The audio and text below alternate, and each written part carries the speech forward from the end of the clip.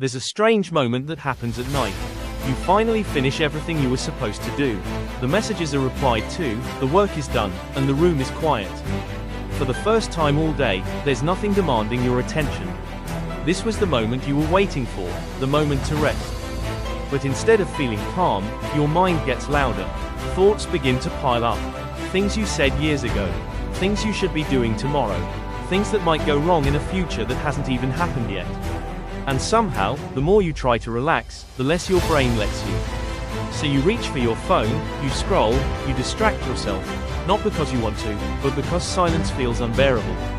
And you start wondering why you can't just relax like everyone else. The truth is, it's not that you don't know how to relax. It's that your brain doesn't feel safe enough to let go. Your brain isn't designed to make you happy. It's designed to keep you alive. Somewhere along the way, it learned that staying alert, staying busy, staying in control is safer than being still. Because when you slow down, you start to feel things you've been avoiding, the pressure, the uncertainty, the quiet fear that maybe you're not where you're supposed to be. So your brain does what it thinks is helping. It keeps you thinking, overanalyzing, replaying, planning, worrying. Because to your brain, thinking feels like control, and control feels like safety. The problem is, your brain doesn't know the difference between real danger and imagined pressure. Deadlines start to feel like threats. Expectations feel like survival. Other people's opinions feel like something you constantly have to defend against.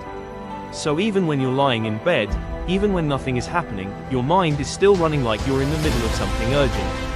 That's why relaxing feels so difficult. Your body may be resting, but your mind is still in survival mode. And the more you fight it, the worse it gets. You tell yourself to stop thinking, but that's like telling your heart to stop beating. It doesn't work that way. Overthinking isn't the real problem. It's a symptom. It's a signal that something inside you hasn't felt settled in a long time. Maybe you've been carrying too much for too long. Maybe you've been trying to meet expectations that don't even feel like yours. Maybe you've been so focused on keeping it together during the day that your mind only finds space to fall apart at night.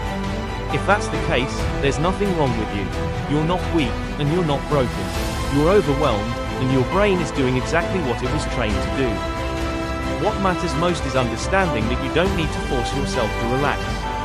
Real relaxation doesn't come from control, it comes from feeling safe. And safety isn't something you think your way into, it's something you allow. It starts small, not by shutting your thoughts down, but by changing how you respond to them. Instead of fighting your mind, what if you simply noticed it? What if you let the thoughts come without trying to solve every single one? Not every thought needs an answer. Not every worry needs a plan.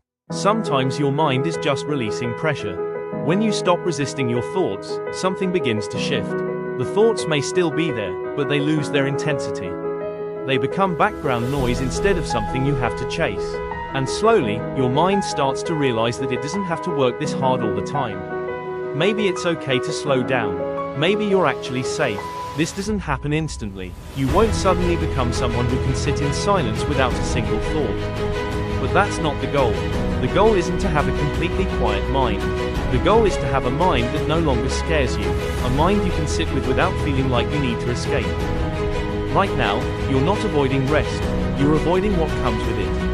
And once you learn to face that, gently and imperfectly, rest stops feeling like something you have to earn and starts becoming something you're allowed to have. So the next time your mind starts racing, don't panic and don't fight it. Just pause for a moment and remind yourself that your brain is trying to protect you, even if it doesn't need to right now. Sometimes, even that small shift is enough. Because healing doesn't happen in big, dramatic moments. It happens quietly, in small decisions to stop running away from yourself. It happens when you choose to sit, to breathe, to stay, even when it feels uncomfortable. Especially when it feels uncomfortable. The more you stay, the more your mind learns something new. That silence isn't dangerous, that stillness isn't something to fear, and that you don't always have to be on edge. And one day, without even realizing it, you'll find yourself in that same quiet moment again.